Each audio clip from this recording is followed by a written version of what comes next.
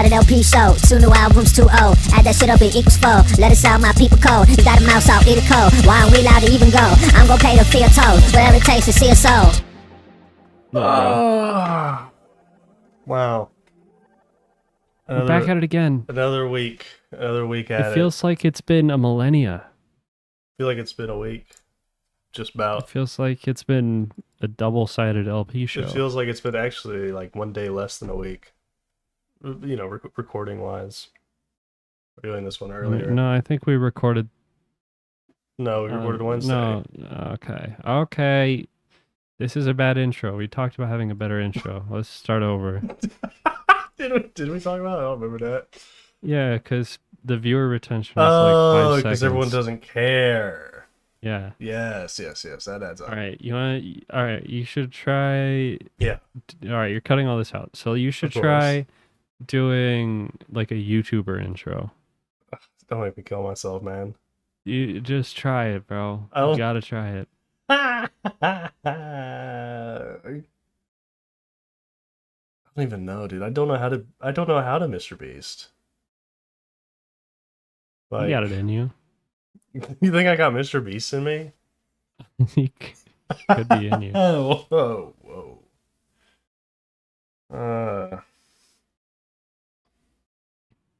I liked small banter before we got into it.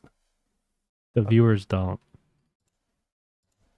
Well, you know, it's because we haven't found a core fan base yet, dude. The core fan base. We won't, dude. They want fucking. Ever. They want Mr. Beast intro.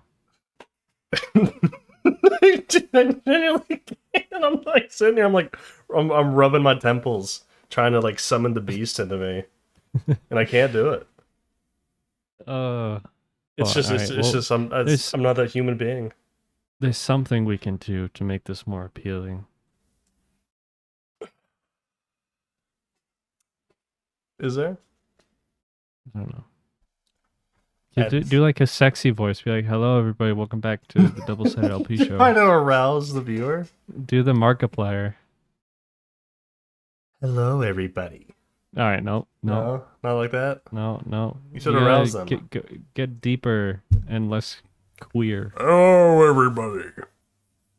Less chuddy. Hello, everybody. Less chuddy. Hello, everybody. All right, dude. I think I'm just, dude. I'm supposed to be chud because I wasn't even trying to do no chud there. You're just chud, bro. Yeah. Whatever, dude. Whatever, man. Hey, welcome back. All right, welcome back to the Double-Sided LP Show, episode 6. Wow, Dylan, can you believe we've done it for 6 weeks? Dude, that's like the first trimester. That's like, is it? I've never had a baby. I haven't either. We could try. For one. Yeah, let's maybe after the show. Stay tuned to the end of the show if you want to see folks. me and my lowly co-host Cofe try for a baby. I always love. There's like a discourse that comes up every 3 months where people dog on married couples who are trying for a kid because they'll tell people, they'll be like, yeah, well, me and Alyssa, we're trying for a kid. No, you're not talking to a sympathetic individual in that regard. I think that's fucking weird. That's what I'm saying. I think it's very funny. Like it's funny that's a discourse that comes up every 3 months where everybody's like, "What is wrong with those people?" Because you're just telling people, "Dude, we're I don't know how many. I hope we're 2 minutes in or whatever." I don't think we are, bro. Dude, they're fucking. No, they're bro, fucking. Video. We gotta start over. We don't gotta start over. This is good. This has got it. We're in. This is deep enough. All right. Okay. They're having crazy grinding. They're telling you every night I am finishing in my wife. And they're looking you straight in the eyes and they want you to go, "Oh, that's cool." Oh, that's sick, man. I feel not to throw anyone human. It is. I don't need to be hearing all that. Listen, dude, I was having a conversation with a rapper the other day, right? And he mentioned how he had sex with this girl in a pool And I'm just like, I didn't need to know that. You could have just said, me and my girl went to a pool. I don't know. I think there's some people that are just more comfortable with that. And maybe we're like two prudes. But I was just I don't think so, bro. You don't think? You gotta be pretty close friends with someone. I don't know. No one wants to hear that shit. That's true. If you told me about your business, I'd probably be a little uncomfortable, despite how close we are. Unless, I just don't see a world where I'd like, I want to know that. Yeah. But where's the difference, right? Because you could have a conversation about like, a past relationship, right? And I don't think people would get too uncomfortable. Is it just that since it's a current one and like you could theoretically like, if you know the person, it's really weird. If you know both parties, yes, that's where it gets weird. Okay, so that's the issue. So if I like had a wife right now, but you'd never met her and you won't meet her in any capacity because she's like a fugitive in North Korea or something, right? Right. Trapped. It's like fictional, you know? Yeah. And I'm like, My head I mail her a jar of my semen every month because we're trying for a kid. Like, that wouldn't make you uncomfortable? So, well, yeah, I'd just be like, aha, that's fine. Like Elon Musk, he did that. He sent a jar of semen? Yeah, multiple times to multiple women. I know he has like 1,000 children and he hates like 98% of them. But I wasn't aware. I thought he was actually doing the deed for him. No. Okay. Well, that's interesting. Anyway. With that. Yeah, a natural transition into... We've been listening to, man.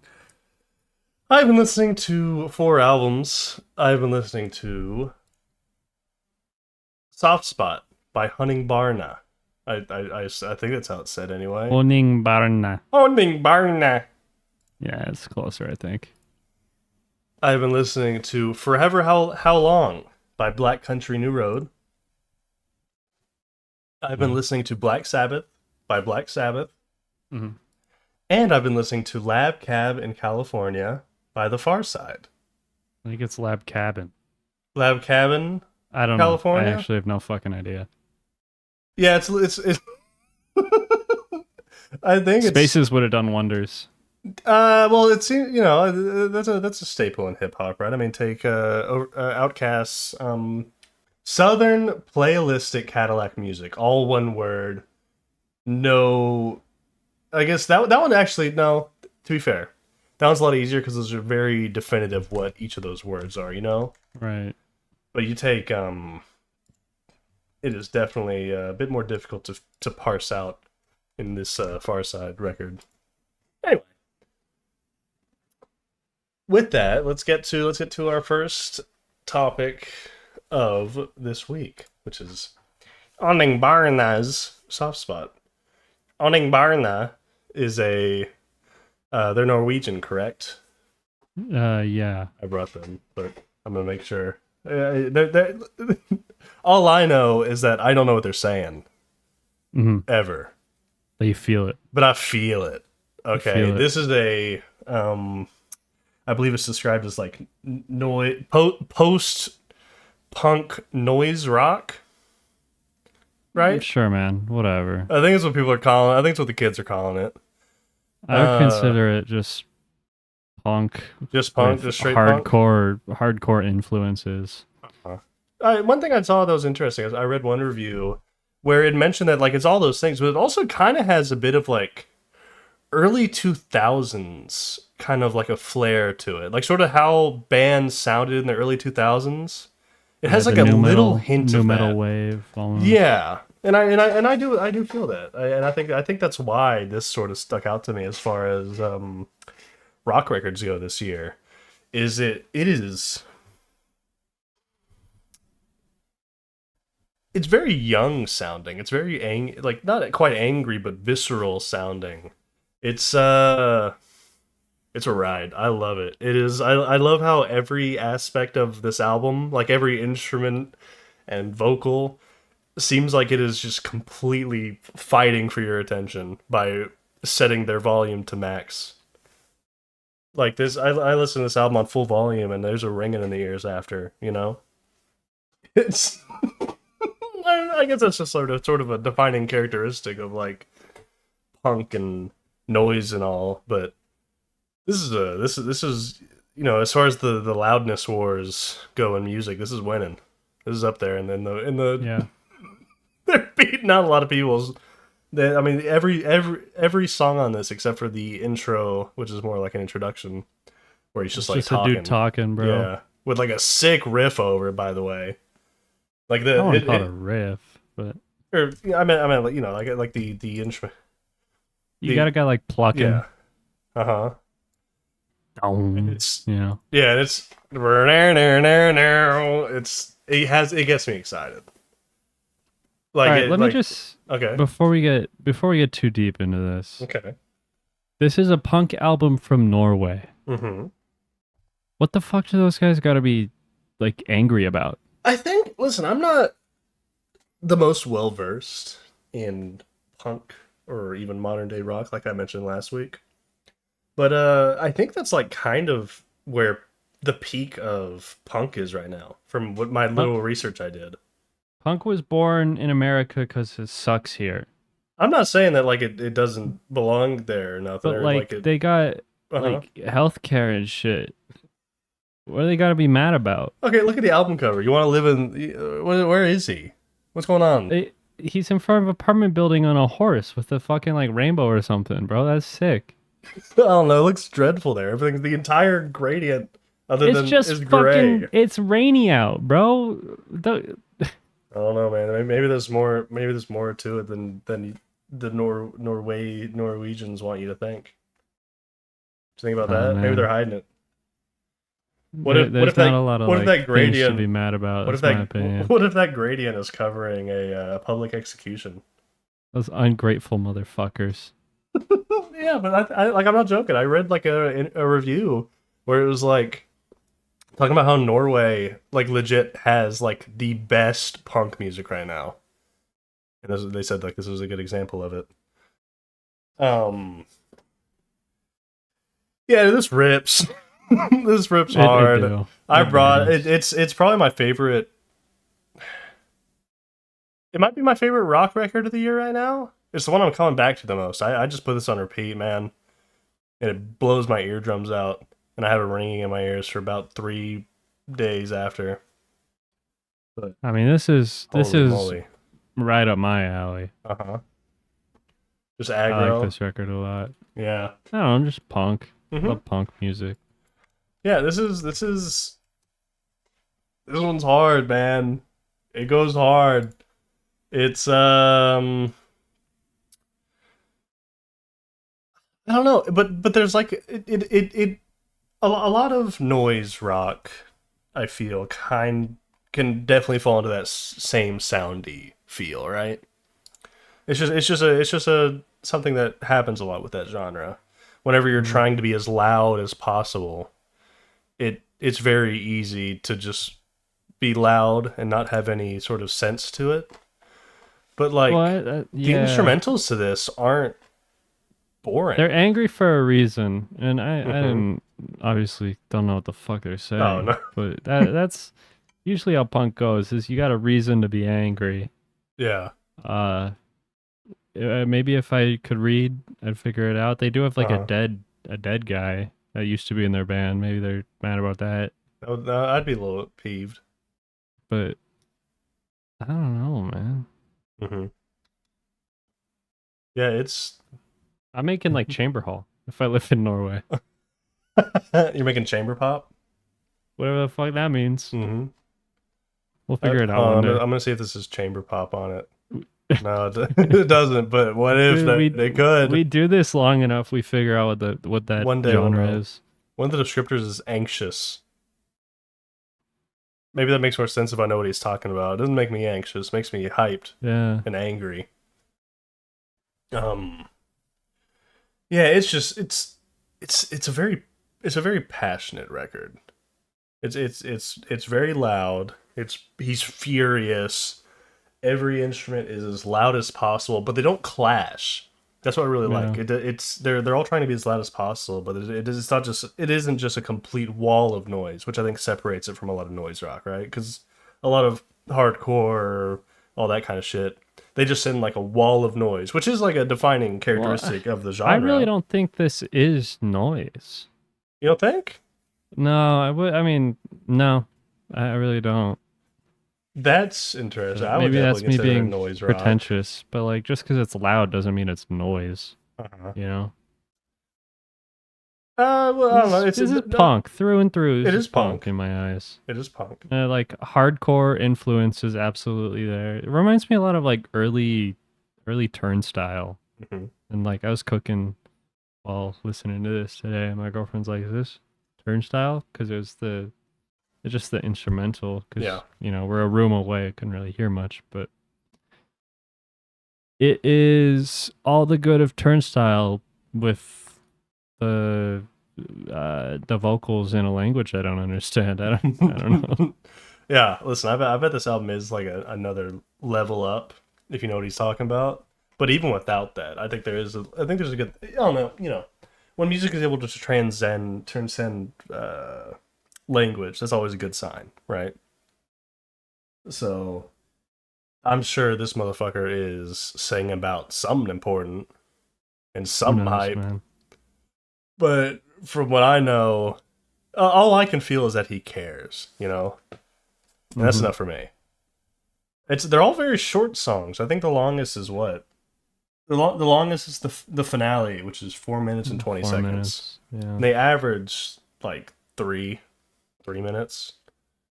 Yeah, both your albums this year were 39 minutes long. Oh, okay. Well, that's interesting. They're both rock records. They're both. This was as that's about where it ends. Suppose, but yeah, they're both. I don't know. Anyway, whatever. It is obviously harder to talk about an album that we don't know the language of, but each track is just like a fight for your attention. You know, it's every it almost feels like a competition between all the instrumentals, but like it's a friendly competition, and they're not trying to push each other out, but they're all trying their hardest, and like that sort of competition is pushing them up all together, and but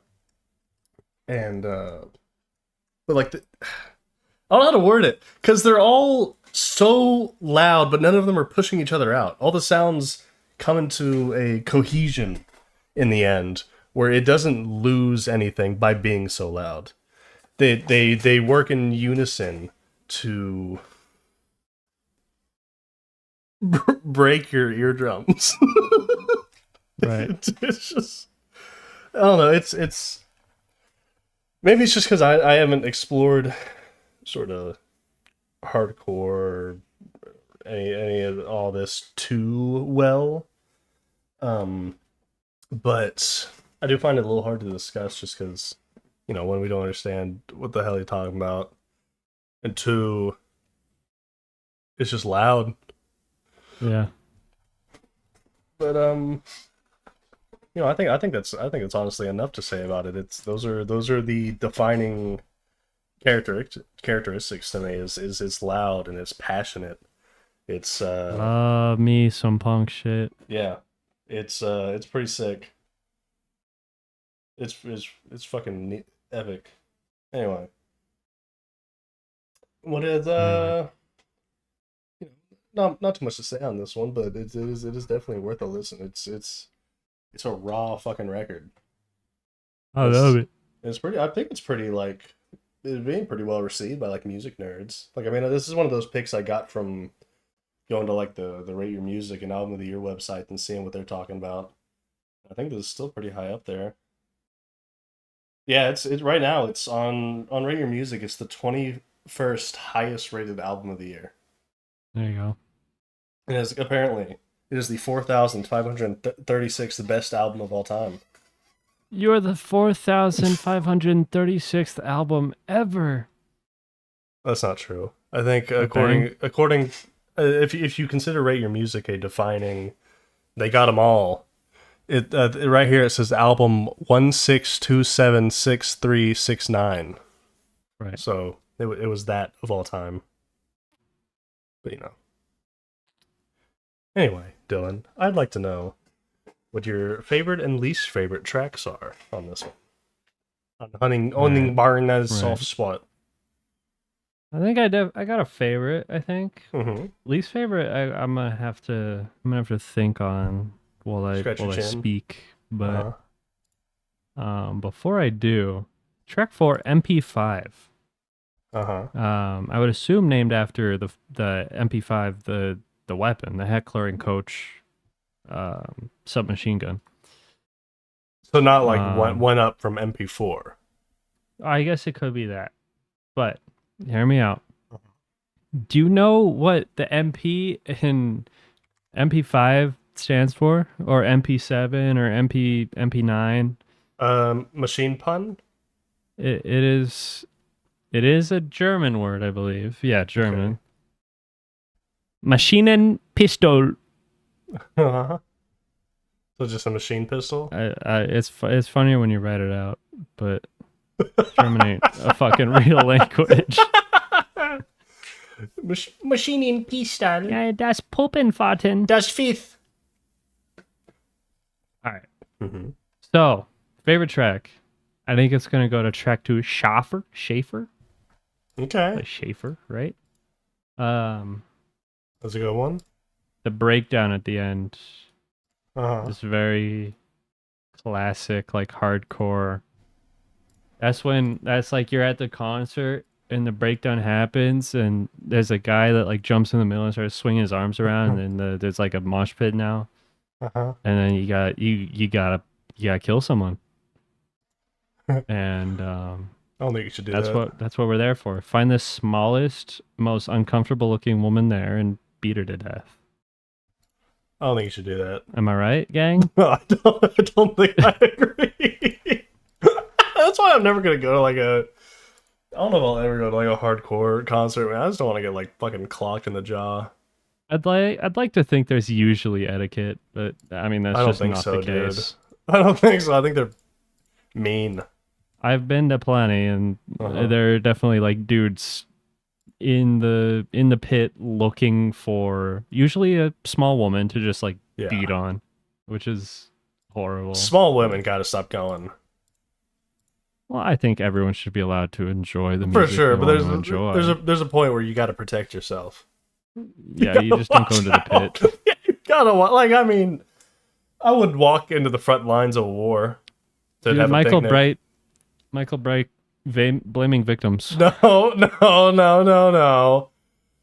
I'm not. But I do think there's some self-reflection that needs to be done. Okay. Let's not. Come on, bro. Episode 6. We're not. What? This isn't a political... Cancel Michael. This isn't a wild take. If you go to... You don't go... No one should go to these concerts if you're going to get your ass whooped. What's the fun in that? No one should... They should stop beating people up. I'm here to listen to music. Least favorite is Road Bic, track 10. Uh-huh. I believe that's how you pronounce the O with the line through it. Oh, dude. Again, Norwegian, not really my strong suit. Shut up. I just don't like the vocals too much on this one. I mean, it still goes hard, but especially like at the beginning, it's just a little American Idiot-y. I'm like, not much else to say on that. But yeah. What about you, gang? Well, for me, easily my favorite's MP5. Really? Okay. Yeah. Which I say my tidbit then. Yeah. And also I will say I do think you're correct because it was a single release, and on the cover for it I think it has a magazine on the cover. A magazine or a clip, whatever doesn't get me in trouble with Gun Bros. But I think that maybe I could be wrong off the top of my head, but I feel like it's the bit where he's pushing his vocals the hardest. I mean, I feel like he's got to like get some water after on this one. He's got to get like a lozenge, like a honey drop down the throat to fix that shit, man. Liquor. He's gonna cough up some blood after that, man. This album's grimy as fuck. You think they're drinking water? to produce this shit, bro. You I cannot make something like this while being healthy. You don't think? No. They're decroding from the inside. I think they're rotting. Oh, like that's not cool. the one pair of socks a week, he takes them off. He's got like black toenails. Mm-hmm. And then least favorite. Least favorite's definitely it's one of those ones where it's tough. I think they're all really good tracks. I might go with the final track. That's fair. I don't know. It's cool. Like, don't get me wrong, not a bad track. But I think it just does the least for me out of here. I mean, even like this one thing I do think is pretty cool. I don't even want to take the cheat pick of the first track. Alt Gar over No Barrier. You know, I don't even want to take that one. I like that track. It gets me hyped. It's a great intro. And it builds so good into what you picked as your favorite track, Schaefer. It rocks, man. This album rocks. It's one It's of a those sleeper pick. Yeah. It's one I wouldn't have listened to this probably. Mm-hmm. Not for something like this. Yeah. Maybe if you heckled me long enough about it. But Yeah, you're not a fan of listening to foreigners, I've noticed. Yeah, just their voices bother me. I only like Americans. Your mom music. Yeah, prove me wrong, Dylan. What'd you bring for us? Where are they from? Oh, well, let's see here. Switching gears drastically, so. Yes. I brought How Long by Black Country New Road. Ah, shit, they're British. My joke didn't work. They are foreign. Damn it. My bad. Sorry, gang. That's alright. I don't know. This is the newest work from the ensemble Black Country New Road. And I call them an ensemble because it's different motherfuckers every time. Yes. Every single time. Yes. It's like a completely different band. I'm pulling up the Wikipedia page right now. I'm just going to try and count out the members. Okay, I guess it's not too bad. Yeah, I really think it's just the singers we're thinking of. Right? Seven people. Uh-huh. Two former. So they've only lost the two that were singers. The vocalists. I mean, yeah, you got the frontmen, the front people. Yes. So what happened to those singers? What happened to that first singer? I'm curious. So Isaac Wood was the lead singer for album 1 for the first time, and album 2, Ants Up There, one of my favorite albums of all time. I think what it came down to was continue to be famous. Or sorry, leave Black Country New Road, or continue to be famous and kill himself. And he chose to not take his own life. Yeah, that's a fair pick. Which sucks, because I fucking adore Isaac Wood. But, I mean, obviously, I'm not going to fucking, Yeah. Force the guy. Get back to it! Come on. Whip snap. Get back to it! Yanking his chain. Oh man, I adore this shit, man. But kind of with the shifting fronts, every album is drastically different. Yes. Maybe it's a different, snapshot in time for where the band is at or whatever. But admittedly I was pretty worried about this album sucking ass when it came out, because Isaac Wood was by far and away my favorite member of this group, and he was gone, and I didn't know what to expect. Yeah. But I was more than pleasantly surprised in this regard. I mean, obviously, it's a completely different sound. I think there's a lot less rawness that was found on like Ants Up There. Ants Up There was not a happy listen. No, no, but it's visceral. It's guttural. No, and it I love is. that. It's cool. And this is more like manicured, you know? Mm-hmm. It's like you have your like depression binge and you haven't showered or brushed your teeth in like 3 weeks, and then like I don't know, you get a match on Tinder or something, and you gotta lock the fuck in. Okay, yeah. Uh-huh. And it worked. Yeah. This shit a 10, bro. You're a 10 now. All it took was, you know, taking a shower, cleaning the room. I don't even know how to like describe the feeling of this album. It's like frolicking through meadows and such, you know. This is I don't know. I would assume that like official genre is folk, correct? Like that's what this Your guess is about as good as mine, man. This is what I consider. Remember, I don't know if you recall, whenever we listened to Enamaru, I gave it my own genre title of cafe jazz, I believe. Right. This is math folk. You know, like math rock. Okay. And listen, do you see what I'm saying? No, I get it. When you listen to this, it is very like. I mean, yeah. What did I say for Anamaru? It was like I think you called it chamber pop. What album was it? Oh, it was Midori from last week, 2 weeks ago. I think it was 2 weeks ago. Yeah. Yeah, 2 weeks ago. It was 2 weeks ago. Like your parents are professors at Berkeley and they forced you to like play an instrument as a kid, but you're not very happy about it. Mm-hmm.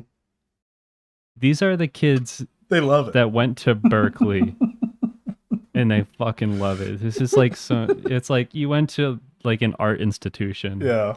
And you're like, oh yeah, let's fucking make an album. I had a great time. Yeah. I mean, it's all the better for it. Mm-hmm. But let's see, progressive pop, art rock, chamber pop. Yeah, like, chamber, of course. I knew it, dude. The hell is that? I knew it, dude. I could have told you. It's on a mile away. Progressive folk and baroque pop. Where's the math part?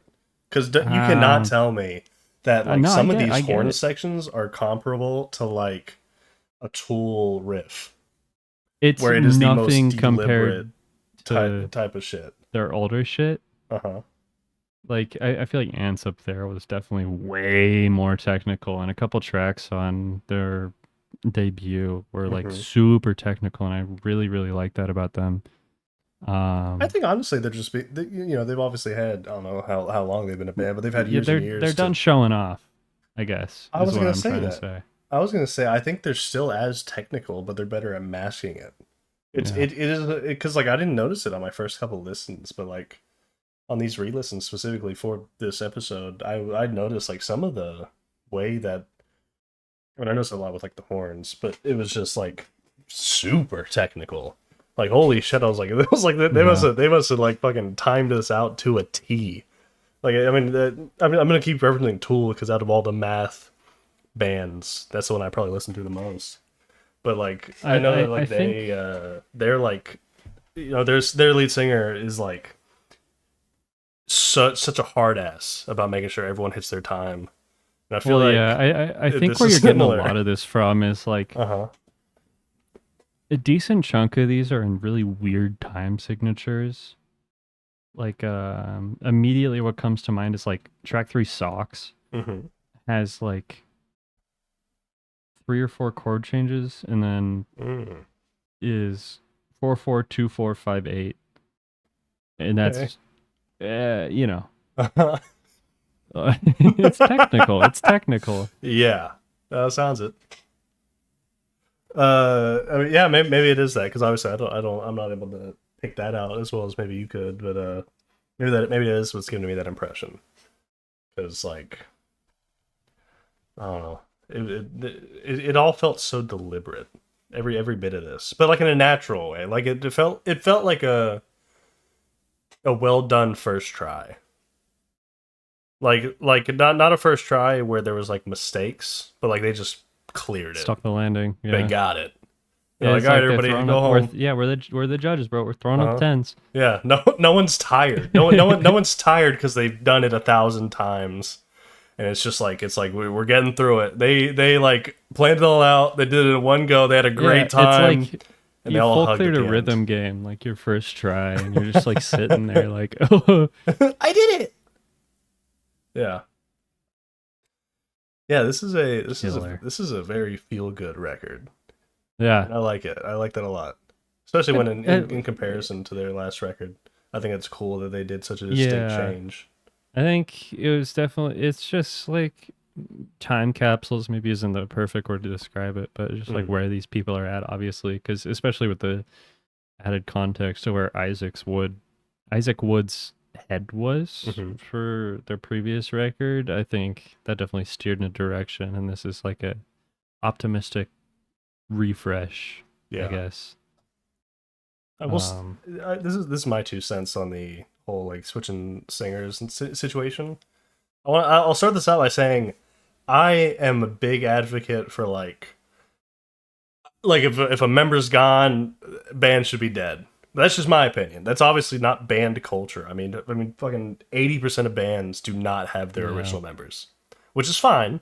But like, if I started a band, like if you were in a band, Dylan, and you were like, 3 albums in, you're like, man, I think I'm gonna leave. Like, I'm not like finding a new whatever you played. The band's over, in my opinion. I just don't understand it really. But maybe I just don't.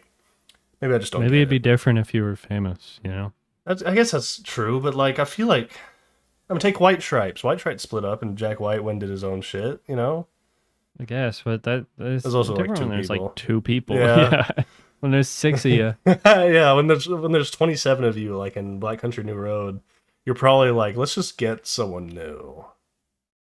But my other scent on the Black Country New Road singer situation is like, honestly, at this point, I wish I don't genuinely hope they get a new singer for the new one, because this chick was great and she seems happy, and I don't think there's any real reason to get rid of her. But I mean, at this point, do you not just commit to like the gimmick? You're 3 albums in and 3 different singers. Do we get a 4th singer for the 4th album? I don't know. Well, what's like, I'm looking at the timeline here, and it's like, you got the original band. Yes. And, got Isaac Wood is obviously the lead vocal. He also did guitar. Isaac Wood left. They brought in a new guy for guitar. And then everyone else just, like, played musical chairs. Switch roles. It's like, I want to be a vocalist. I want to be a vocalist. I want to do percussion. And it's like, all right. Yeah. Yeah. Which is cool, I guess. But it makes it a little confusing. Yeah. Yeah, shit, okay. Wait. Oh, I didn't even realize that the lead vocalist for this album wasn't someone new. It was someone from in the band? Yeah, she played I had no idea. something. She played Keyboard? something. There's a whole lot. I'm looking at this. Violin, mandolin. I'm looking at this members list. It's kind of like a headache. Everyone played What's everything, going on? man. Yeah. All right. That's cool. I think that's really cool. It's neat. It's obviously a lot of talented people. Definitely not a detriment. How do you find like 8 people who are just sick at everything they do? You go to music college, man. I guess that's true. I'm telling you, they went to British Berkeley, whatever think? it is. Cambridge School of the Arts. They're from Cambridge, bro.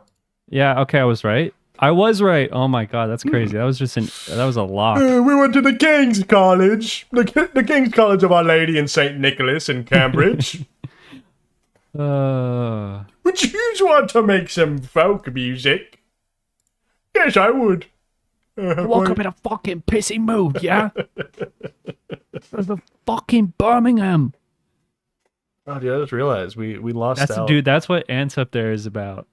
Oh, it's the piss side. It's the gray side. And then now that they're able to like dude, after that they were able to like go to America and tour and everything, and they're like, oh my god, there's so much beauty in the world. Oh my god. Wait a minute. It's not all just fucking bangers and mash and mushy peas. Is it because the Queen died? And they did not, shit. and they didn't like the Queen. True. This is a celebration. Ooh. Who knows? The question is, did Black Country New Road have a hand in the death of the Queen? It is I think someone needs to, possible. I think someone needs to get on that, honestly. I don't know. It's just too many coincidences for me to let it go. Apparently in 2023 they toured with Black Midi, and it makes me really angry that I didn't see that. It's always so funny. You'll like, they did a Europe only tour with Gordy Greep, bro. Yeah, well, that's what I'm saying. What the fuck? You look at like bands, and it'll be just like the most insane collaborations. It's like, oh yeah, they toured with your favorite artist ever because they hate you. Yeah, and it's like, what? Like, what are the chances? It's like I just missed them, I guess. Whatever. Especially, it's even crazier when it's like someone who, like, you know, maybe didn't immediately get famous, so they like opened for someone for like a tour. Hey man, I saw 100 Gex open for Brockhampton in 2019. Ain't that crazy? It's funny. You know, weird. I ain't jealous, but it is strange.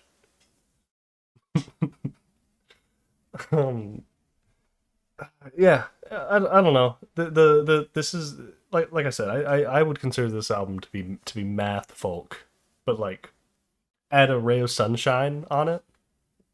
It's just pretty beautiful.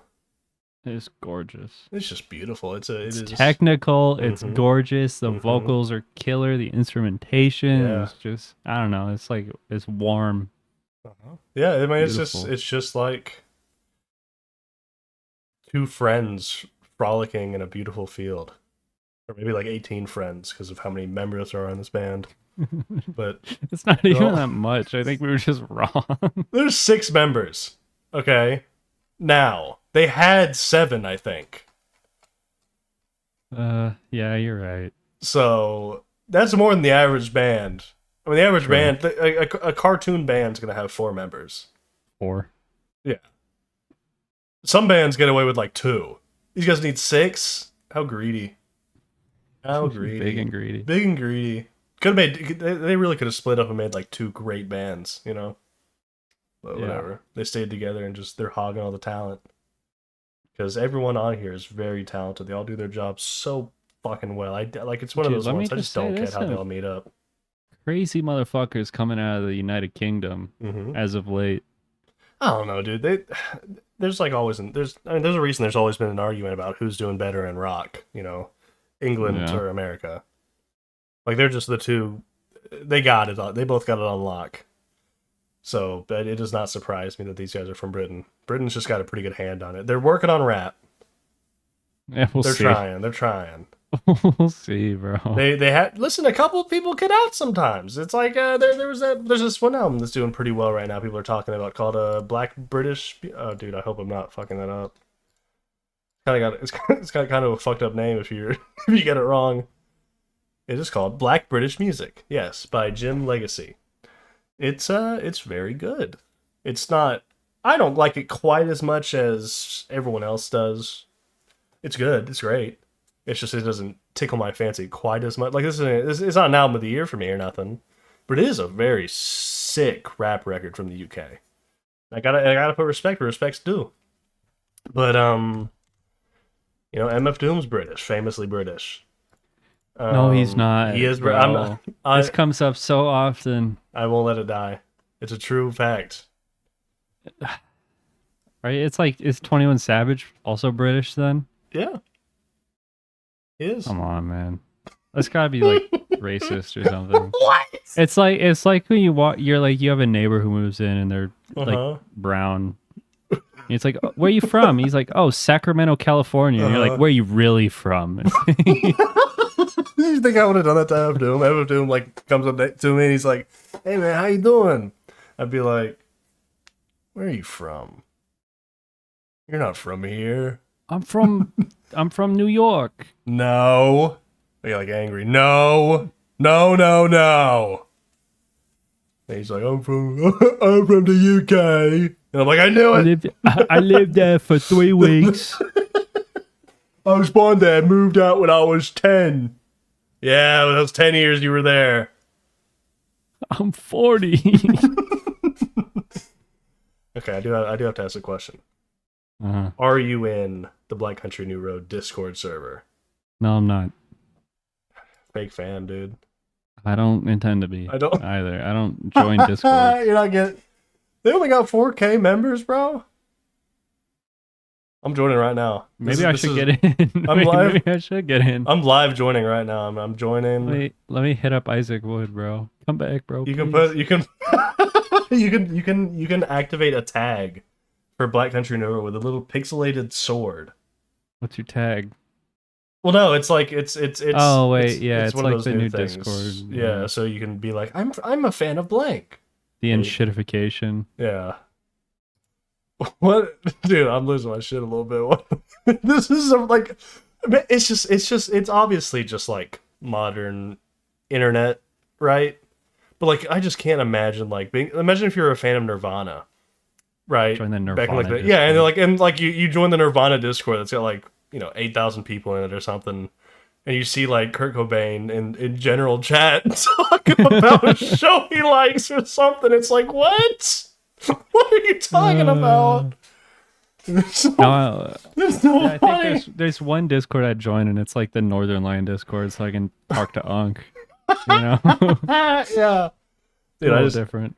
Like if Bruiser Wolf had a Discord, I'd join it. That would be pretty good. Yeah, dude, they're talking. Hold on, dude. No way. I'm looking. Or any of the members. I gotta see if like any of the members be talking. Probably not. I don't even know who like the members. I don't know their names, dude. How am I supposed to know who's talking? Do you think they're in the Discord? They gotta be. This is official, dude. I'm telling. Like this was linked from the SoundCloud. Dude, they have all their links. We're losing the plot. No, this is the plot. Okay, this is entertainment purposes. First of all, they're shouting out the Quadeka album in the chat. That's crazy. I mean, I can't say I'm surprised, to be honest. Dude, I don't know. I just don't know I don't know their names, so I can't search for them. Surely they'd have like a tag and be like, "Hey, we're the band," right? That one would assume. That's not crazy. It'd be to like to hop in and then you see like you're in the Among Us Discord with one of the members. Like you share a Discord account with one of the members or a Discord server. You just know he's on. You just know the guitarist is out here playing Among Us every once in a while. He's a fan. We shouldn't be allowed to be this close to famous people. No, there's something wrong about it. They're supposed to be better than us. I think that's how John Lennon died, bro. You're not supposed to feel like you're close to me. Oh, it's so funny. Yeah, I'm part of this. I'm part of this Discord now. They got a news. What news is going on? Who's news? Oh my god, it's just politics, dude. I don't.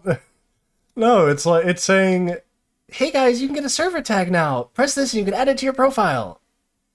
Hey guys, we got some Forever Howlong themed roles you can choose. Go to Role Picker. Like, is this a member? Is Cake with the description feeling hungry? Server owner. Is this one of the members? Is this a member? No, probably not. It was set up by their management, dude, bro. They're not. I don't know. This. I'd like to believe that these guys are like in here having a good time, right? Right, shooting the shit, playing Counter-Strike. I'd like to think so. I'd like to think that every once in a while they're having a little bit of fun. All right. Anyway, we've talked about this album. I got a favorite. Yeah, motherfucker. Favorite? I got a favorite. And all right, let's hear it. At least here it's a little tougher. My favorite, and I don't know. Listen, I don't know what the common consensus is on this album, but "Happy Birthday" is my goat. Happy Birthday do go hard. Happy Birthday, my goat. It was kind of I remember when I started the album, I saw that the track was called "Happy Birthday," and I kind of cringed a little. I was like, that can't be good. And that's my favorite. Single. Oh, was it? I didn't listen to the singles beforehand. Yeah, "Happy Birthday" is by far. It's really good. I don't know. What about it, gang? I'm clicking through the song right now. I'm trying to find something. Making sure I'm in the right one. Is this it? Am I tweaking? Uh,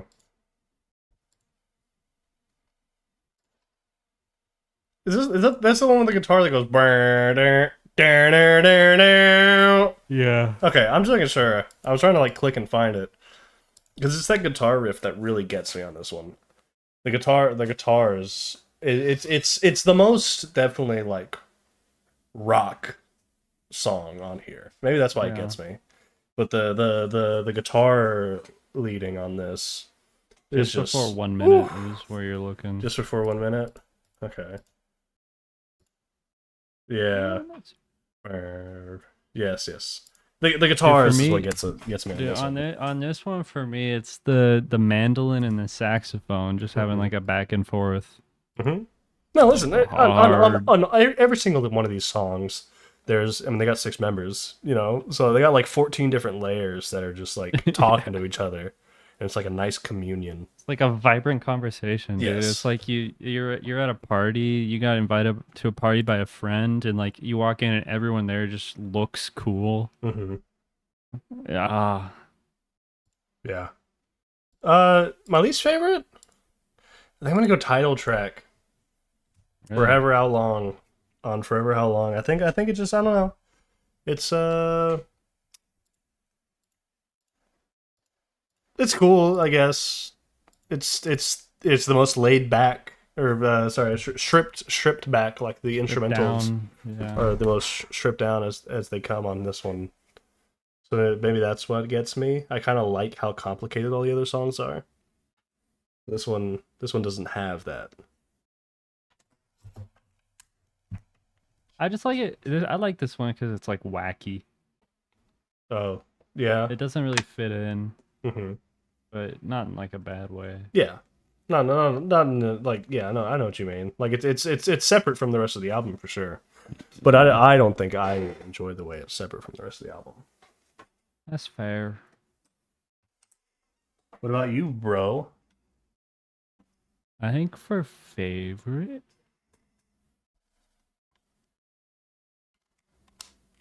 I'm gonna go with Track 5, Two Horses. Okay. Good pick. My reasoning for that being is the vocalist and the backup vocalist. It's so beautiful, man. Yeah. It's just Much they're like, the delivery on there is just gorgeous. Mm-hmm. And it's real slow. I think it's the longest. No, barely not. It's 10 seconds off of being the longest track, but it's definitely like an epic. Mm-hmm. You know, it's got like chapters to it, but just a beautiful vocal delivery, and it builds and it builds and it builds for like 2 minutes. 3 minutes? Yeah, okay. It builds for like 3 minutes. Yeah, it builds for a while. And then there's finally that like release, and the guitar comes in, and you got percussion, and then saxophone just like whispering in your ear. Yeah, the payoff is really good for that song. The payoff is incredible. Mm-hmm. Yeah, I adore this track. Yeah, listen, great pick. Great pick. Now, once again, I will be using the analogy of choosing which of my children needs to be executed. Shot on the streets, gunned down, just dead like a dog. I think probably Mary. Mary, not a fan of Mary. Yeah. I don't know what it is about this one. It's a little like tavern-y. I don't know. This is like some shit you'd hear in the 14th century. Yeah. Going over a cup of mead. Not even. It's like this is like someone plays this shit at like their D&D campaign or something. Like, all right, bro. Yeah. We're not role playing that hard. Yeah, not to say it's like bad. This one's just personally not so much for me. It's still an incredible album, and it does fit pretty well into the scope, the vision.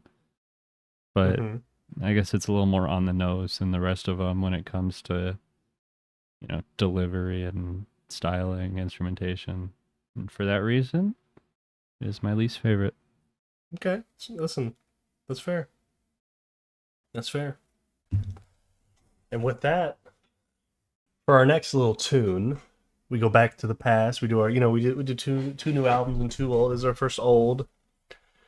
We're so dynamic this week. Are we? I feel like this is pretty variable, bro. A punk record, a like chamber pop record. Oh, fuck you, yeah. Metal record. Uh-huh. And a hip hop album. Yeah, no, I mean we did well. We did well. I guess it helps that I was able to tear myself away from picking a rap record. I'm kind of, that's my baby as far as music goes. So, you had to kill your child. I had to kill my favorite child of rap in order to make room for other genres. The late Ozzy Osbourne. Speaking of dying, really good transition. Is that good? Speaking of dead, 6 feet under. Speaking of dead motherfuckers, Ozzy Osbourne that are did dead. die. Is this our first dead guy? Sonny Rollins. Sonny Rollins is dead? I'm pretty sure he's Brian? dead. I mean, he put an album like 7 years ago. And it wasn't his first. Sonny Rollins is alive. How old am I? 94. Oh my God. He's kicking it. So I think this is our first dead guy. This is our first dead, like, frontman, I guess, because I don't know if the other members of the Text on Colossus are dead, but as far as frontmen go, this is our first dead. It will stay that way, inshallah, bro. I don't know. Maybe Sonny's ready. He's 94. His wife's been dead for 20 years. Oh, that sucks, man. Maybe it's time. Maybe he's happy. I don't know. Good for him. Maybe I don't know. I wish nothing. I hope the best for him. Hey, man, maybe he hated that bitch. You ever consider that? Oh, damn. Okay. I was gonna say something like disparaging like that, but I took a step back. You went for it. I was gonna say maybe he's got mad hoes now, but I'm like, that's disrespectful to his late wife. You're kicking her grave. I wouldn't go that far. You pushed her, like you went to the site and you pushed the grave over, so it's laying on the ground now, and you stepped on it. Okay. You're an asshole. Yeah, remember that. I guess so. Everyone remember that. So yeah, Mr. Ozzy Osbourne is dead. I'd like to make note, once again, I had nothing to do with that, and that I had planned on picking this before he died, so this isn't like a It's not your fault. No, I'm saying it's not a what's the word where you're trying to seem like you're a good person? When you're what? Like trying to seem like you're a good person, like you're actively trying to make yourself look virtue good. Signaling. This isn't me virtue signaling. I had already planned to pick this, and I'd had a conversation about it beforehand with a buddy of mine. Right. But anyway, he is dead. Signal and say that it is our fault and we wanted it. Oh, jeez. We wanted him dead, so that for the views, because people are going to be looking up Black Sabbath and Ozzy Osbourne and shit, and that's let me tell you, that's going to be in the description. There's going to be shit in there. So hopefully, maybe, hey, I'm sure that's what Ozzy would have wanted. I got a couple fun facts for you, actually, about Ozzy Osbourne. Did you know he's the reason we have reality television? I did not. He did the first, celebrity reality show ever. With that show on MTV, Meet the Osbournes. Oh. It was, about the time when he stopped being, super famous. He was sort of dwindling, after fucking, 30 years? He was sort of dwindling, and then he made a deal with MTV where he was like, hey, this has never been done before, but would you guys want to just come to my house and film my family and then just I don't know, make a show out of it? And they did, and it was a huge deal. Everyone really liked it, and I can't say that it had a good effect on society overall, but he did it. He founded, this motherfucker founded two things: metal music and celebrity reality television. When you think about it, he's the reason Mr. Beast exists. That you're gonna need to explain that one a bit more. content farming people's lives. Oh, okay, yeah, he is. I guess he did birth the modern Mr. Beast, if you look at it like that. Wow. I wish we had fans so I could tell them to draw fan art of Ozzy Osbourne giving birth to Mr. Beast. Wouldn't that be cool? Maybe someone will do it. Maybe. Put a wish on a star. That'll be a deep cut one day. One day? One day? We'll people. We'll sell merch of that. Yeah.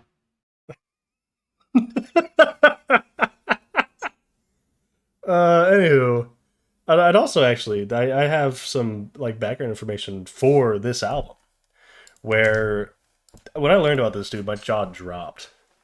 They recorded all of this in like one go, in one day. What do you mean? You can tell.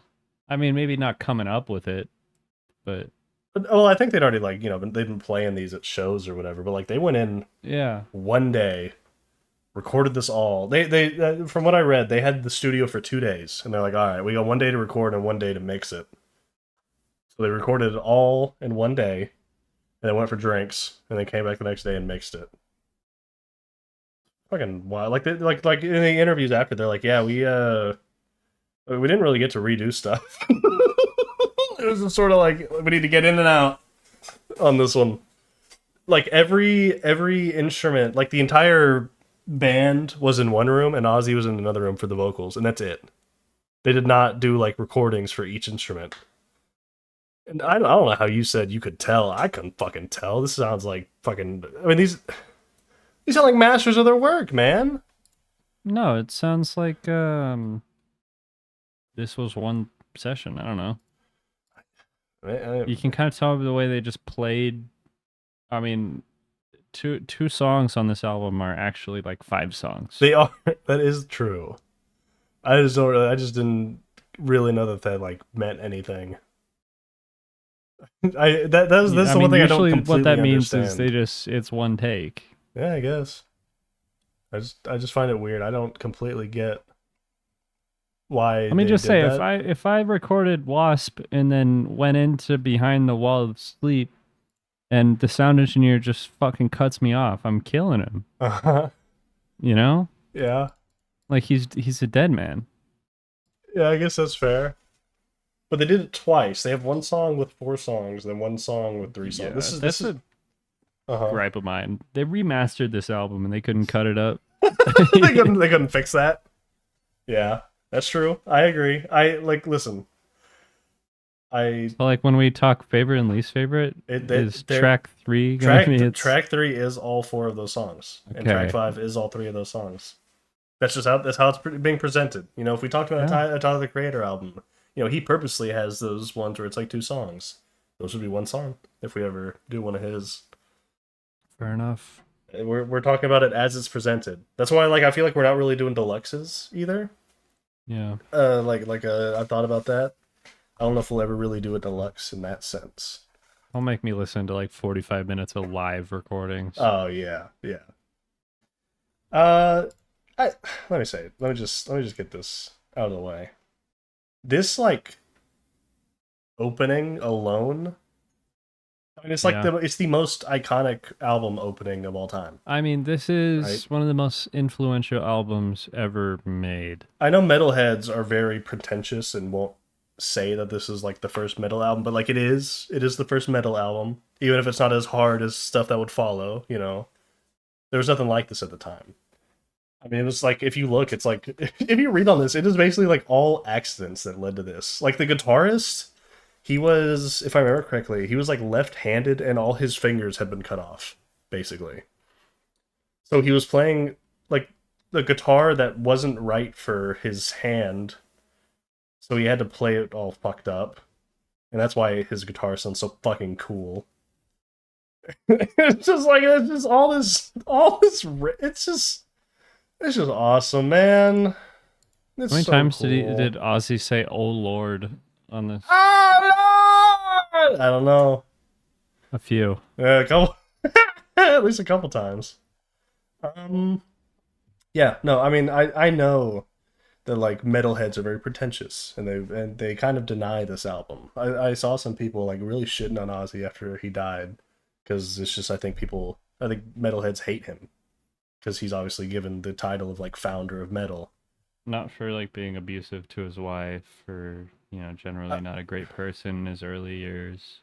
No, they don't care about that. But that's part of metal. Yeah, I think people prefer that. He's too soft for metal in that regard. That may be the case, dude. I mean, take like fucking. He didn't like kill the guitarist and eat him. Yeah, he may have bit a bat's head off, and that's it, dude. Really? That was fake. Yeah, that's what I'm saying. He may have. Like, it's not even like people don't even think it's true. Yeah. Yeah. Yeah. I don't know. This album's perfect, man. I think this is probably the most important album we've talked about so far, especially considering the fact that it founded a genre. It's the first. It did it. Listen, when that bell hits, holy shit, man. Dude, it's like Yeet. Remember that guy? It's like Yeet. Dude, it's like Yeet Bell. Who's better, Black Sabbath or Yeet? Tell us in the comments. I think, bro. Tell us in the comments. Yeah, too boring. Their songs are too long. Like, I feel like this is gonna kind of spoil what the favorite pick is gonna be here, but like that, the opening track is like one of the best rock songs of all time. From like an objective point of view. Obvious answer. Yeah, it's a perfect song. Yeah, I think I like there's it. It's I mean, it's objectively like a 15 out of 10 song. That opener, it opened. I mean, that song opened the floodgates of an entire new area of music. And that opening is just so haunting. It is. I mean, holy shit, dude! I don't know how they did it. Because it's. I mean, just imagine like nothing like this existed at the time. And basically through a bunch of like accidents where like the yeah, I'm just gonna read an excerpt from the Wikipedia article. The key to the band's new sound on this album was Iommi's? What the fuck? Iommi's distinctive playing style that he developed after an accident at a sheet metal factory where he was working at the age of 17, in which the tips of his middle fingers on his fretting hand were severed. Iommi created a pair of false fingertips using plastic from a dish detergent bottle and down-tuned the strings on his guitar to make it easier for him to bend the strings, creating a massive, heavy sound. This is what he sounded like because he's British. I'd play a load of chords and I'd have to play fifths because I couldn't play fourths because of my fingers, he explained. That helped me develop my style of playing, bending the strings and hitting the opening strings at the same time just to make it sound a little wilder. And then the bassist, like... the bassist wasn't a bassist from my understanding. And he was a guitarist. So basically he just copied what the guitarist was doing on the bass, which he says gave it a heavier sound. And then, like I said, the guitarist, or like the lead guitarist, he had a guitar he liked, right? But then he had a guitar that he didn't like that was a right-handed model, but he's left-handed. So he played it upside down. It's just all this like random bullshit that had happened that just so happened to lead them to creating a genre. And that's insane. That's like, I can't imagine that. It's so, it's just, I feel like it's hard to comprehend something like that, you know? So like the creation of something so important like this. I mean, I don't know. This is a deeply important record, and obviously I'm not a metal musician, so I can't appreciate it to the fullest extent. But I mean, when he died, I mean, just look at the outpour that came out for him. You know, he was a very important guy. I guess you could say the same whenever Hulk Hogan died. I saw a lot about that, and then I learned a lot about Hulk Hogan. That we're like, oh damn, holy shit, Hulk Hogan wasn't a very good guy, huh? Whew. But I honestly didn't like. I didn't see very much disparaging Ozzy Osbourne. It was mostly just like shit, we lost one of like the greatest rock and roll legends of all time. And I mean, you listen to this album and you go, yeah, he was killing it. His haunting vocals over these heavy instrumentals. I mean, it's just holy moly. Dude, if Ozzy was doing this shit today, people would call him a loser, call him gay. They call him gay? I think so. Despite being a 76 or whatever year old man who's been married like 3 times? Well, no, if he was like 20. Oh, he's like 20? Or however old he was when this came out. Okay. Yeah, maybe. They'd be mean to him on the internet. That's what I'm saying. Yeah. I think they may have been mean to him at the time, actually. I think. Yeah, but it's a little different because like you got to be a real hater to be hating in the 70s because like it's a lot harder to communicate with people. Yeah. Yeah, but I think this was Send like him a letter. I think this was like very much hated. This album was by like critics, but like it did very well. Like people were like, "Holy shit, what is this? I've never heard nothing like this." And then critics had to retroactive be like, "Oh no, this album's awesome actually. This is great.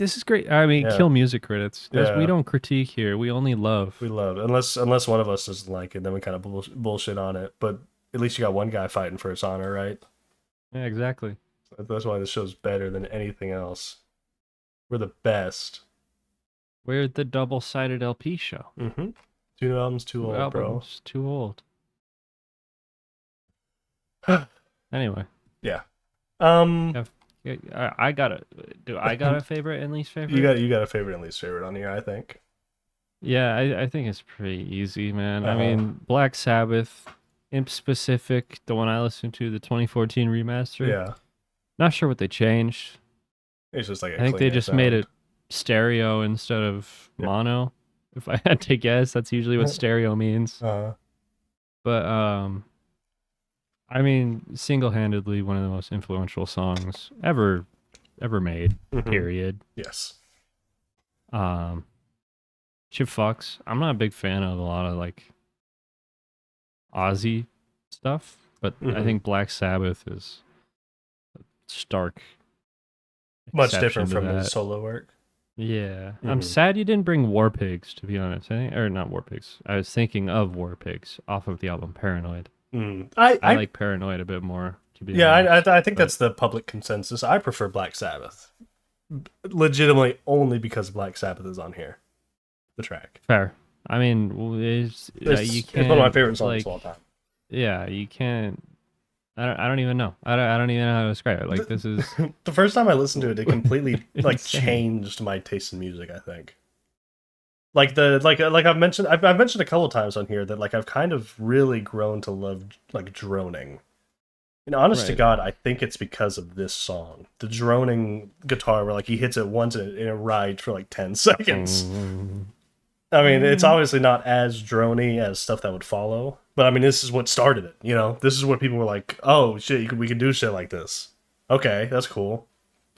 It's just so funny, because at the time when they were making it, I think they considered this like a blues album. It's like, I don't know, maybe I'm missing something. I'd never classify this as a blues album. But it's just, this didn't exist. This didn't exist. And that's insane. That is incomprehensible. I mean, it's baffling. And for them to do it so well. I mean, it's probably out there, but I'd love to see Ozzy talk about his like influences on this. Yeah. And Hendrix, obviously. Yeah. But they were doing it at the same fucking time. Or about the same time, yeah. I mean, this was released 1970. When did like All Along the Watchtower come out? It came out 1968. So they had a little bit of time to sit with it. Yeah, I guess. They're one and the same. Sister stories, I guess. But absolutely my favorite. There's not much to say beyond this as being, you know, one of the most influential albums, and this song in particular. Yeah. You know, paving the way for, you know, 50 years of music at this point. Yeah. Least favorite is actually just the next track, The Wizard. That harmonica drives me fucking crazy. Oh, what? No. I'm not a harmonica guy for the most part. I guess that's where the blues And comes this is from. no exception. I really like it, honestly. It wins me over on this one. Oh man, No, it's sick. You're not winning me. You're not winning my favor with that one. That's one of I love the Wizard. I love this album. This album's just fucking, it rocks. you have a favorite? Black That's Sabbath. my favorite. Black Sabbath. It's not close. It's not close. It's one of my favorite songs of all time. It is. It is. I mean, there is genuinely not a. I genuinely like. I can't imagine a better album opener than this. The creeping rain and church bells coming in, and then just hitting me with like a 15-second riff. They knew what the fuck they were doing. Or a 15-second like single guitar note. I mean, it's just good God, man. And then the guitar solo at the end of the track.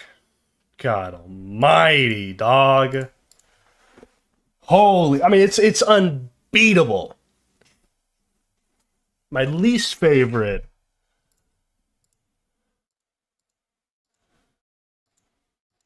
Wicked World, I guess. Yeah. I guess because the thing is with the tracks that have like 4 or 3 songs on them, I'd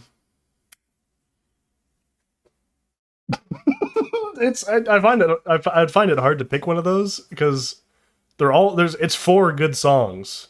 So if I disliked one, I'd be disparaging 3 other songs, and I like the Wizard. So basically, by process of elimination, it goes to Wicked World. Like literally no particular reason that I dislike it. I guess I kind of dislike how there's like a part of the guitar that's just completely in my right ear. It's just there's like a 10-second, if I remember correctly, it's like a 15-second guitar they solo. forgot to remaster that one. There's a 15-second guitar solo where it's all in my right ear. That's a little weird, I guess. But other than that, I have no issues with this song. It's just it has to take the bullet if any song has to. Dude, honorable mention to War Pigs. Crazy song to come out in 1970. Great song. Great song. It's crazy time to be saying that, you know? Yeah. But it's true to this day. My favorite Ozzy Osbourne bit is when he rhymed masses with masses like 4 times in a row. Do we get an "Oh Lord" count? Oh Lord! He does it on War Pigs too. I just "Oh Lord, yeah." Yeah, it's a trademark. It's trademark, yeah, I guess. You know, like I saw, you know, like Freddie Gibbs. What does he say all the time? Check. Yeah. You know, JID says, look. You know, I mean, people have their little things. And his is "Oh Lord," and it rocks. It's a good one. Oh Lord. It gets it. I don't know why the hell he sound like that, but it sounds cool as hell, and it really works. Yeah, this isn't a genre defining record. This is a genre creating record. Yeah, it is. It's an important one, man. I don't know what the hell. I'd like to mention I don't know what the hell's up with the cover. I don't know, man. It's radioactive house. It's cool looking. I like that it's like kind of pink, but I don't really know what it is. All right, and with that, we get to our final film. We get to our final. Speaking of genre defining, I present Labcab in California or Labcabin, California.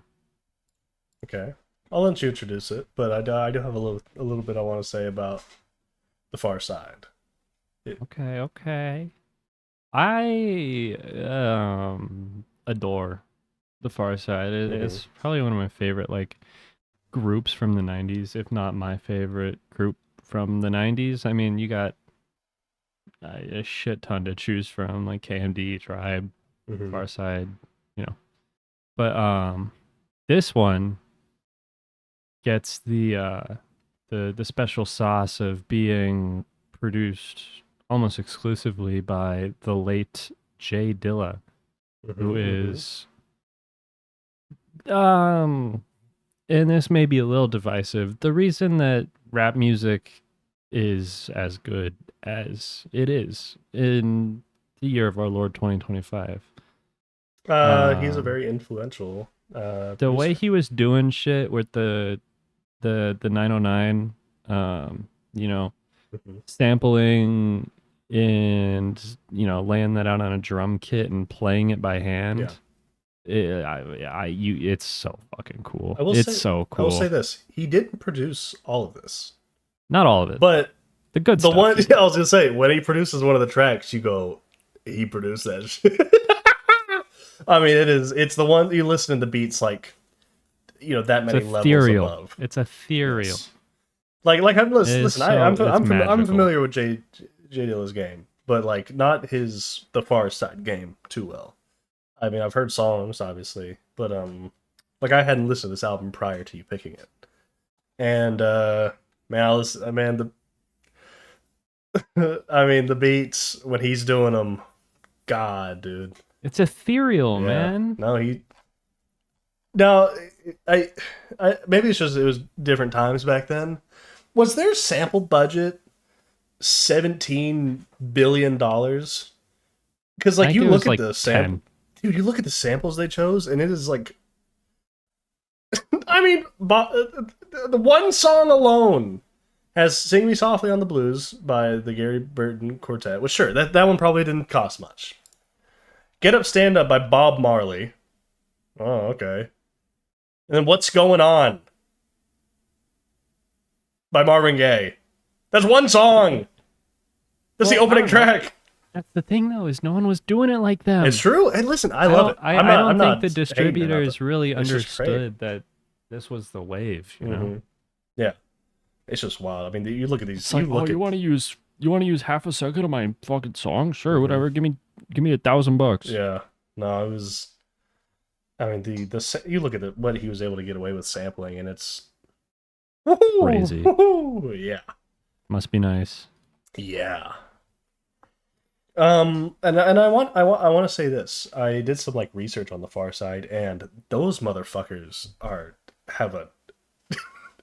It must have been a terrible, like experience to be a fan of the Pharcyde, like following them, because those motherfuckers just hate each other. They like lose some. Like if I, the history of the Pharcyde is basically they made their first album, right? They made their first one, which got them huge, right? That was a huge record. Yeah. They made this record, which at the time was poorly received because it was such a different sound from their first one. This is this one very much builds on it being like this lo-fi production, right? It is a very personal, I guess, record. It like it says here, it deals with more somber themes, and it sounds like it. Which from my understanding, their first record did not sound like that, and it wasn't very well received. And then Fat Lip leaves, right? Yeah. And they start on another album, and then like you gotta realize we started with 4 rappers. 1 rapper's left. We got 3 rappers. That's still most of the guys. They released Plain Rap, and then halfway through working on that, Slim Kid leaves. It's rough, man. And you're like, okay, now we got 2 people. And then from my understanding for a long time, it was Booty Brown and Amani versus Fat Lip and Slim Kid. Like they didn't like each other, right? And then this is like I'm struggling to keep up because I haven't done a whole lot of research, but I think like Booty Brown owned the Pharcyde, and then Amani switched up on him and it now sides with Fat Lip and Slim Kid, who now go by like the Far Side, in parentheses, formerly the Pharcyde, and they hate Booty Brown, but they're also rapping under the name that he owns. It's very confusing. And I don't really. They all just see it. They just don't seem to like each other, and I find that kind of hilarious.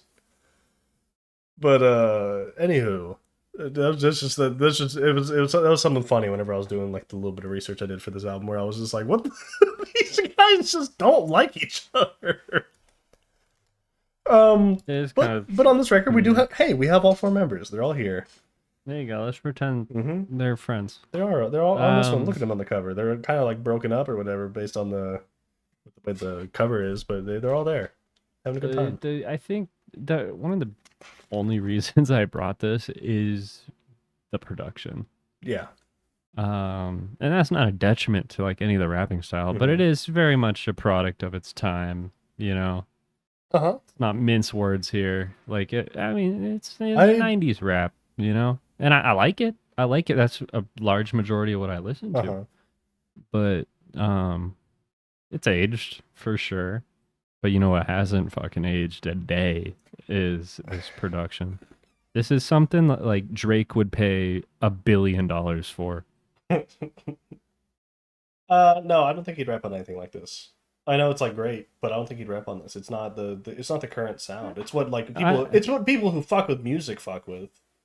But like this ain't radio music. The reason I say that is like I don't know, Lift Yourself or all these other like incredible beats that Drake has either passed up or got stolen or just butchered. Yeah, fuck him. But I don't know. I would honestly kind of disagree with your note on the rapping. I liked the rapping a lot. I really liked all the performances. I went in. The rapper I'd listened to the most was Fat Lip. I've listened to like Fat Lip solo stuff, and I love his shit. But the guy who like blew me away was Booty Brown, and I know everyone. I know he's like the guy everyone hates now or whatever. Like I think he's like the only member not in it, and they all shit on him all the time or something. But like some of his flows and some of his bars on this record, he like stole the show for me. I really fucked with him. Like he every time I'd had like the Genius open. I was like, you know, I was listening to it as I was doing other stuff, and I had the Genius open so I could see who was rapping at times. And basically every time I was like, oh shit, this one's hard. I would look and it was Booty Brown rapping. Yeah. Like I really loved him on this. I mean, holy shit, I think he killed it. So I would definitely disagree with it. And I know what you mean, because the flows are very 90s, but it's interesting to me because this is a West Coast record, which is kind of insane because at the time, this is not what West Coast rap was. Like, not even close. This is bizarre to have come from there. This is very much more in line with like a Biggie. Yeah, this is much more in line with New York rap. Like, I didn't realize that this was a West Coast record until I looked into it. And I went, oh, shit, okay. This is like very... This is just... It's baffling. This is so much different than what was the sound of the time. I mean, it's the equivalent of like if this was made in Atlanta nowadays. You know, it's like, what? That's not what Atlanta rap's supposed to sound like. But that's kind of what's cool about it. Is it gets that unique sort of flavor that West Coast rap has, but with that you know, obviously the J Dilla production for the most part. You know, I don't know, that sort of blew me away, and I think that's kind of what sets maybe that's really what sets his production apart. Because obviously, you know, you can kind of group him with a lot of 90s New York producers. But I think that the West Coast has more of a flair for the groovy. Yeah. And I think J Dilla is a great example of that. Some of the beats he works on here are like fun. I love J Dilla, man. Yeah, I adore that man so listen, much. As far as the producers that everyone, for lack of a better word, glazes, right? He's the one I get the most. Like sometimes, I'm not going to throw myself under a bus by saying any names of these phenomenal producers that everyone loves, but sometimes I hear and I'm like, I don't completely get it. J Dilla, I get. I listen to J Dilla beat and I'm like, damn, he got it. he got it on lock. You know? Yeah. Like, holy shit, he knows what the fuck he's doing. That's a ball. That's a producer.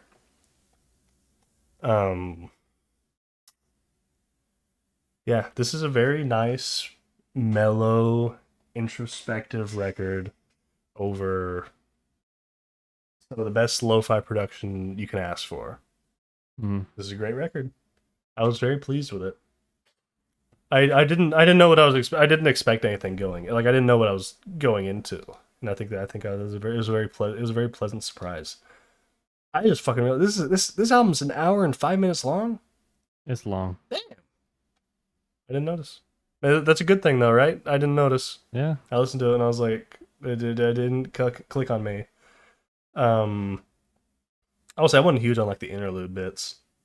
Yeah, I mean, whatever. Product of its time, I guess. I suppose.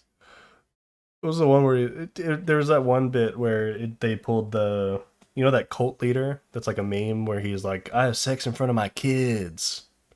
You know that guy? Yeah. They had that in this album. He's like, I lay the pipe in front of my kids. He said that on this record. Not that guy, obviously, but like another guy. I think it was that guy.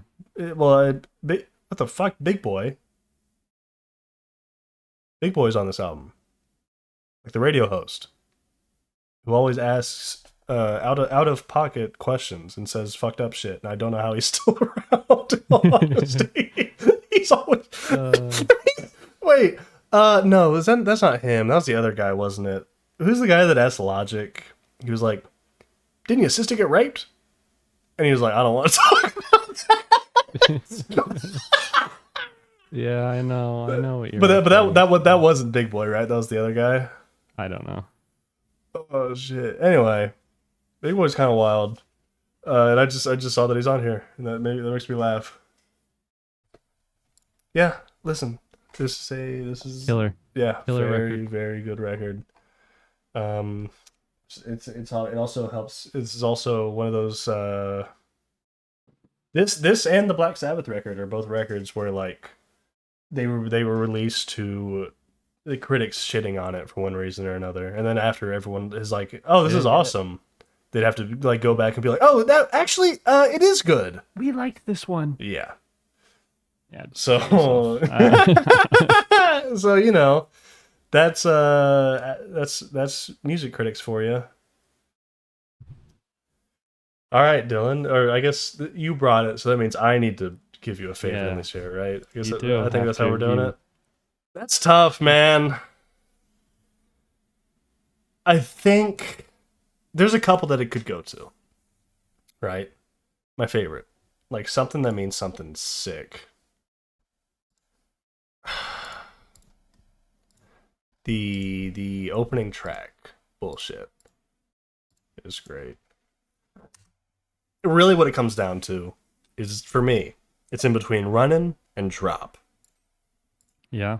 Runnin', I think, is probably the most That's the one you heard on the radio. Yeah. You know? Not a bad thing. Here's the thing. I think I like the production more on Drop, but I like the rapping more on Runnin'. Drop. I love that he's... Drop! He does have... I love that sample from the Beastie Boys. So he's got me there. But that is Beastie Boys, isn't it? It is Beastie Boys, yeah. Drop. Yeah, that's Beastie Boys. Which again, that's another example of where it's like they could sample that, man. What? How's that allowed? You can't do that nowadays. But yeah, it's the production. I prefer the production Drop, but I prefer the rapping, and the hook on Running is so infectious. I know it's like the basic bitch pick, but I think I have to go Running. Hey, I mean, yeah. I don't. Even though I will say, like I said already, I prefer the production on Drop. I do think the performances on Running is just kind of unbeatable. Least favorite.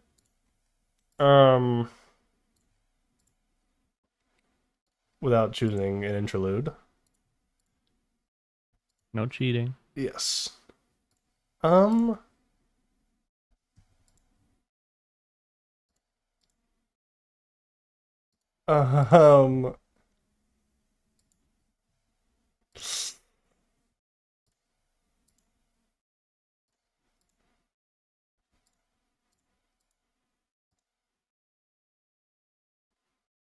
It's tough. Hey man, yeah. I'm clicking through the songs, honestly, trying to pick something.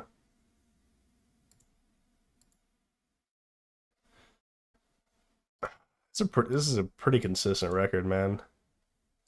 Like even when J Dilla isn't producing a song, it still's got pretty good production, man. Like it's not like it completely falls off when he's not doing it. I might cheat. I'm just like looking. I know you're not allowed to cheat. No cheating. I'm not cheating. It's close. I'm close to it, but I think I'll go Splatatorium.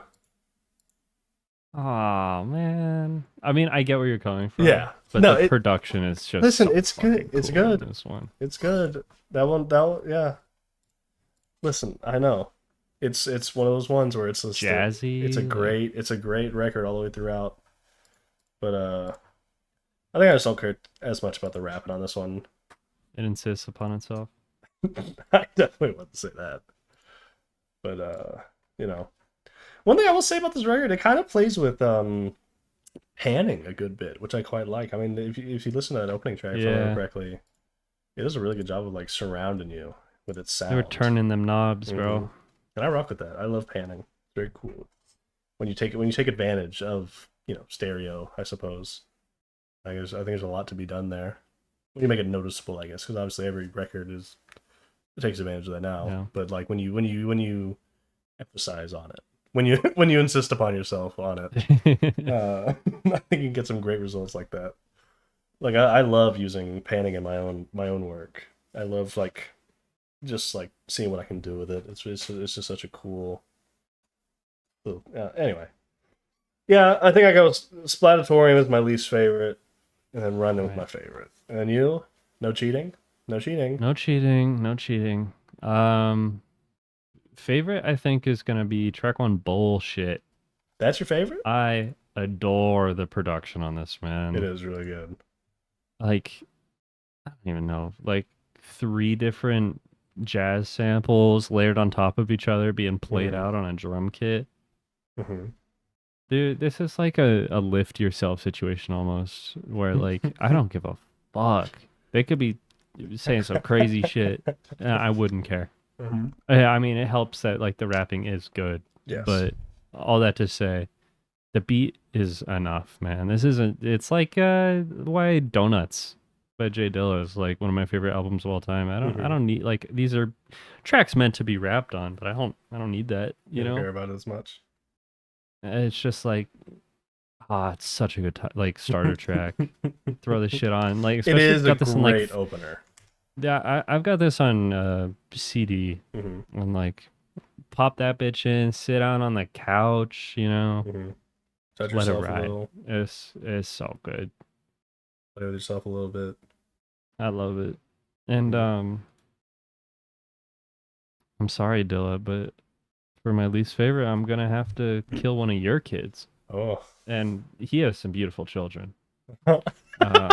Beautiful children. They're all like aspiring artists. They're good kids, good grades. Yeah, no ruffians. Probably something that means something, and that really sucks because I like the bass riff on this a lot. Hey, to be fair, it was between that and Splatatorium for me. Like those are the two. But the rapping is so like so and so, and like the beat's great, but it's not like a bullshit style song where I could see it carrying, completely and utterly. And I mean that's all I got. Like it's whatever, and whatever is like the worst you bring to the table, you got a pretty good album. Again, we have another week where all the records are pretty damn good all the way through. Banger. Yeah. Like another week where there's no songs in particular. I mean, except for you. You didn't like that one track on the Black Sabbath because you're a harmonica denier. But for any higher beings like myself who understand the importance of the when harmonica. you listening to Bob Dylan and that loud ass harmonica, come on, bro. That's where I'm at. No, if you're a harmonica truther, this entire the week, harmonica truther. This entire week just has nothing but bangers as far as every track. I mean, this is a great record. And with that, Dylan, I think we conclude our sixth episode of the Double-Sided LP Show. Wow, we did so good. We did so good. Listen, here's what's interesting. Two of the albums were new, right? And two of the albums were old.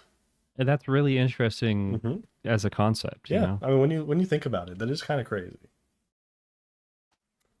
With that, we are once again met with the fate of picking what we're going to talk about next week. Which is honestly like the hardest part of the entire show.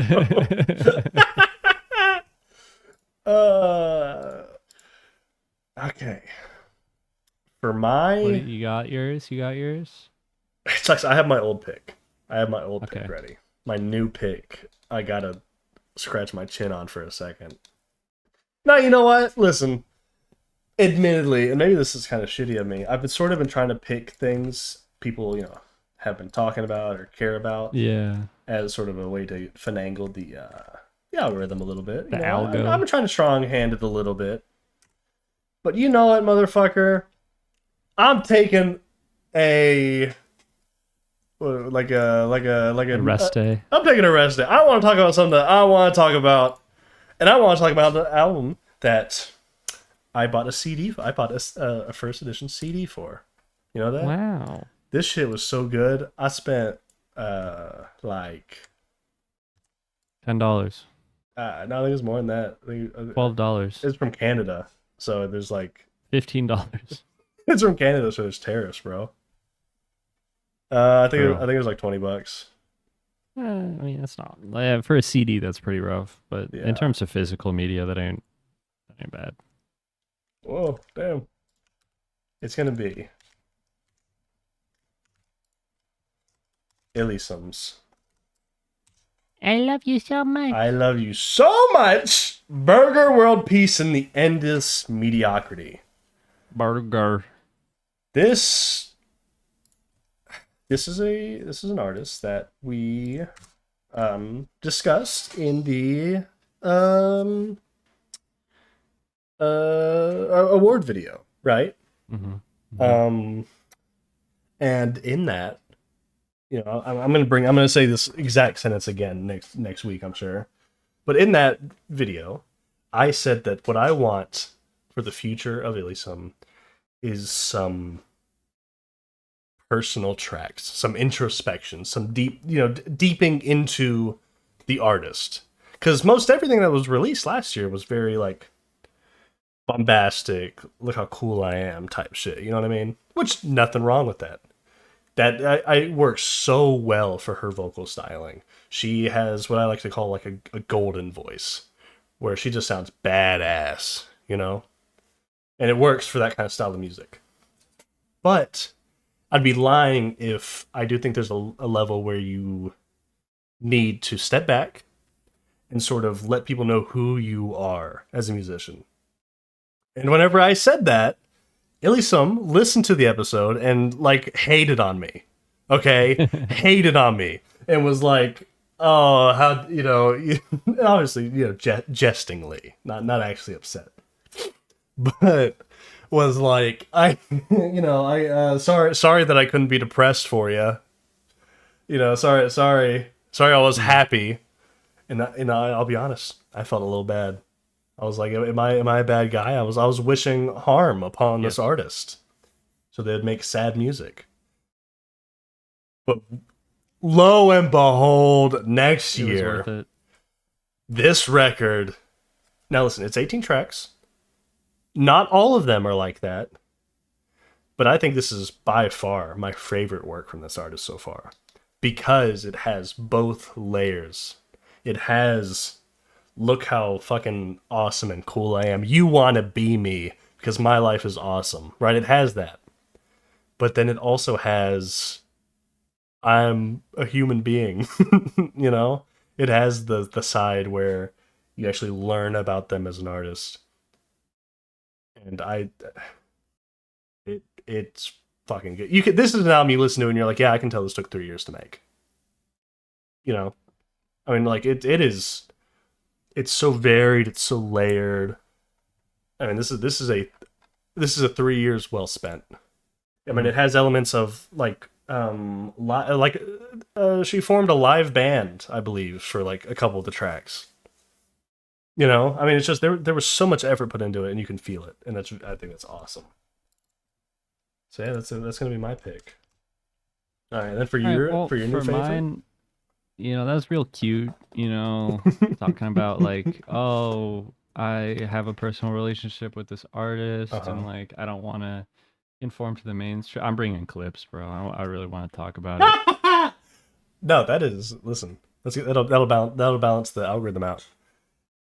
Yeah, this is one of the most awesome important album. records of the year as far as like. You keep saying that. Well, to be fair, we keep bringing them. Yeah. Listen, I'm not, and there's a difference between what's going to be like a favorite record of the year and what's going to be a important record. And this is literally just important because of the fact that it's clips, which was, and it's sort of like a big deal that they're even back. I love Pusha T. I love Pusha T. I like Coke Rap. Malice is fucking dope. Mm-hmm. I don't know. I want to talk about it. Pharrell Williams, despite his evil tendencies, did a good job. He may be evil, but damn, can he cook? And for that reason, I am bringing clips. Great. Listen, great pick. Now, Dylan, you know what? I'm bringing a pick for my old pick. Mm-hmm. Right? This is for you, twin. I'm bringing this one for you. I'm bringing this one for you. For me? This is just for you. Because I think you need to hear this. Right. Here's the thing. Black Country's New Road, Ants from Up There. And I don't say this in a hateful way. I love that album. That's a great album. It is literally just Arcade Fire's funeral. Okay, yeah. I'm bringing that. Because I think you'll like it. Because it's literally like... It's not copy-paste, but it is... it's the blueprint. It's the blueprint for that album. So I think you'll like it a lot. This is like one of the like objectively best albums I've ever listened to. Right. Like even if I didn't like it, it's one of those ones where you're like, yeah, but it's good. Like I genuinely could, like I do like it. I do love it. But like it's one of those ones you literally cannot argue against it. It's just like perfect. So yeah, that's what I'm bringing. I'm bringing Arcade Fire's Funeral. And then for your old pick, my unk pick. Your unk pick. Yeah, I'm digging through the crates, Mm-hmm. The proverbial crates. Yeah. And I'm pulling something out. Okay. Believe it or not. Yeah. And this is not helping the allegations that our old picks are always from like the last 5 fucking years. Yeah. I am bringing Purple Moonlit Pages by Rory Allen Philip Ferreira.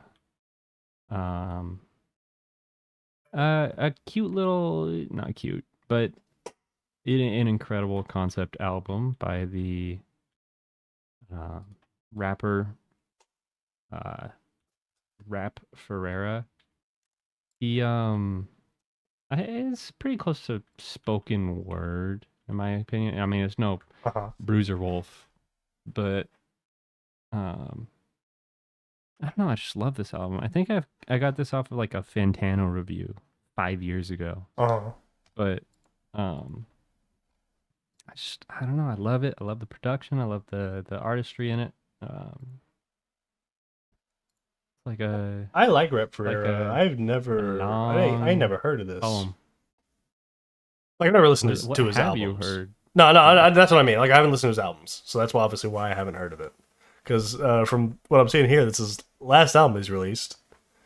Mhm. But I like So, him. Like when he does features and stuff. I always like him. One thing that's tricky about Rap Ferreira is he's also known as like 8. He goes under like 8 different Milo, Scallops Hotel, Rory Ferreira. But they're all still active. He just fucking releases on whatever he feels like, and that's very frustrating as a fan. But hard to follow. Yeah. This was my foyer into the artist, and I don't know. I like this album a lot. Okay. I'm excited. Hey, buddy, I'm excited to hear it, friend. Yeah, whatever. Well, gang. And with that, we get to the end of our 6th episode. Wow, Dylan. Looks like we got some homework to do. Did I say I love the world at any point? No, I don't think so. Oh, I do. I love the world. Wow. We sure did. I get. Looks. I put my hand over, like arm over your shoulder, and we look up in the sunset together. We're standing over a cliff. We did it. Made it 6 episodes. The first trimester. How long is it? I gotta check that now. Huh? You gotta see if we're right. 13 weeks. 13 weeks. I was way off. Shows what we know about the first half of a trimester. Shows what non-feminists we are. Right. We're pivoting, by the way. We're pivoting to right-wing grift. Alpha male podcasts. Yeah, right-wing grift. Next episode, we will be sponsored by like some sort of pill that makes your skin red. Dude wipes and Black Rifle coffee. Hey, don't attack me. You use dude wipes and drink Black Rifle coffee? I don't use dude wipes. Good, that shit fucking clog your pipes. I drink the shit out of 300 milligram. I had 2 today. That's embarrassing, bro. I had the 2 of the 300 milligram caramel ones. Just drink like black drip coffee like an adult. Dude, fuck you. They're so good. Or I like them. Coffee should suck. It's delicious, and I love it. I don't care if they're chud. I love it. It looks like we got some homework to do. You already said that. I'm cutting you off. All right. Good night, y'all.